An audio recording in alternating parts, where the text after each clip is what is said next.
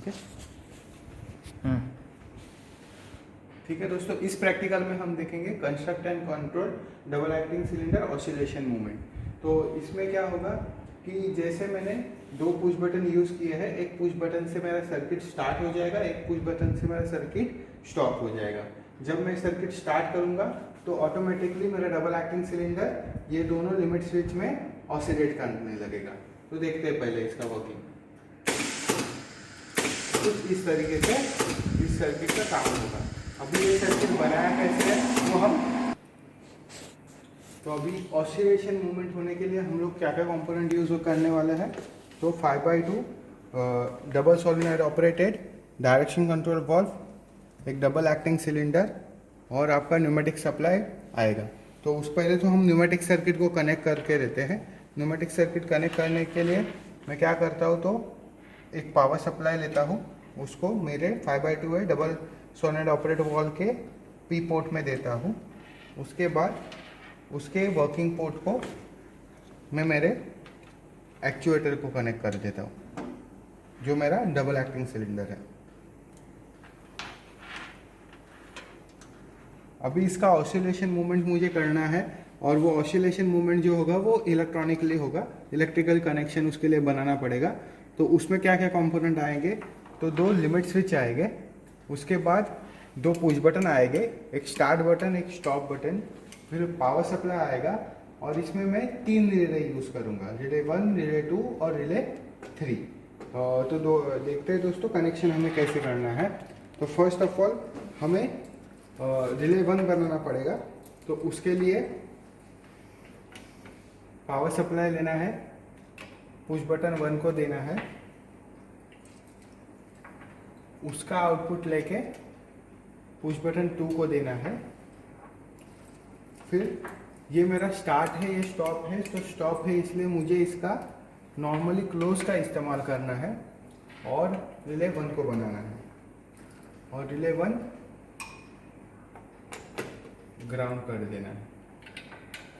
तो जैसे circuit on कर दूंगा रिले 1 बन जाएगा, और जैसे ही दूसरा बटन दबाऊंगा तो रिले 2 होल्ड होना चाहिए। होल्ड होने के लिए मुझे क्या करना पड़ेगा, उसके लिए मुझे लैचिंग सर्किट यहाँ पे बनाना पड़ेगा।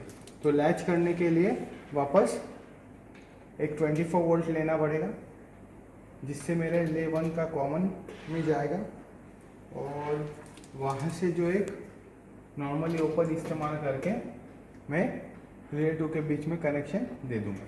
तो जैसे ही मैं सर्किट ऑन करता हूँ तो रिले 1 बनेगा, और 2 से रिले 2 ऑफ हो जाएगा। तो ये मैंने लैच कर दिया। इसके बाद लैचिंग के बाद अभी मुझे क्या करना पड़ेगा, एक सोर्स बनाना पड़ेगा, जिससे मेरा रिले 2 बन रहा है। तो रिले 2 बनाने के लिए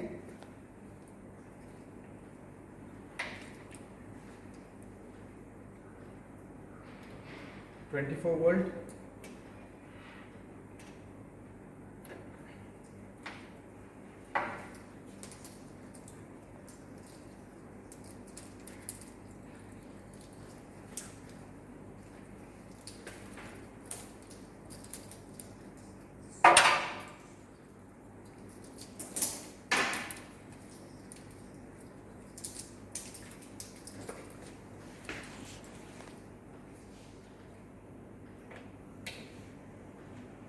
ट्वेंटी 24 वोल्ट लेना पड़ेगा।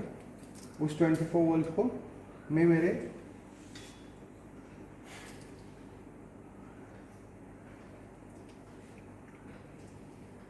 कॉमन को देता हूँ। उस कॉमन के आउटपुट से मैं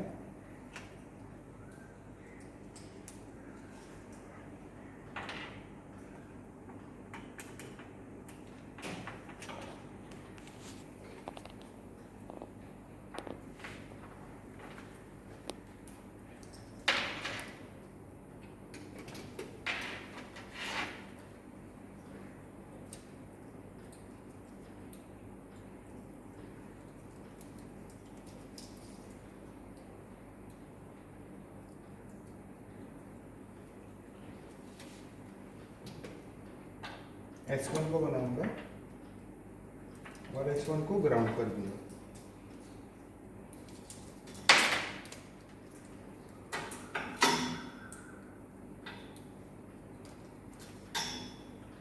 S1 से, जैसे मेरा रिले एनर्जाइज हो जाएगा S1 एनर्जाइज होना चाहिए, और जैसे S1 एनर्जाइज हो जाएगा वैसे रिले 2 बनेगा और रिले 2 ग्राउंड हो जाएगा। वापस मुझे एक 24 वोल्ट लेना है, जिससे मैं और एक कॉमन टर्मिनल को बनाऊंगा और उसका नॉर्मली ओपन से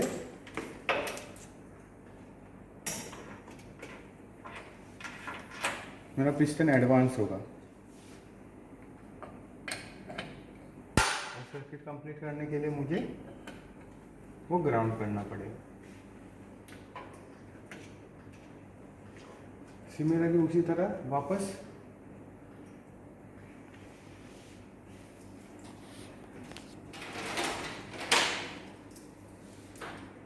एक 24 वोल्ट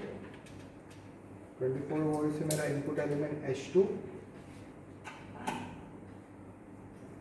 का दूसरा पोर्ट से मेरा रिले बनेगा और रिले ग्राउंड हो जाएगा। फिर वापस 24 वोल्ट लेना है सप्लाई मुझे, इस सप्लाई से जो मेरा रिले 3 है उसके कॉमन में लेना है,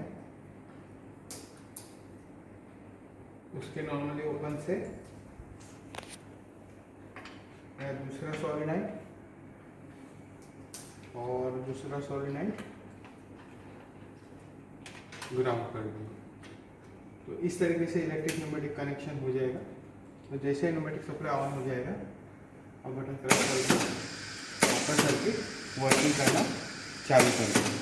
अभी एक सर्किट मुझे स्टॉप करना है, दूसरा बटन दबा दो, सर्किट स्टॉप हो जाएगा। तो इस तरीके से दोस्तों ये ऑसिलेटिंग सर्किट काम करता है। अगर आपको इसकी स्पीड कंट्रोल करनी है तो फ्लो कंट्रोल वाले के ऊपर आप उसकी स्पीड कंट्रोल कर सकते हो। स्पीड बढ़ानी है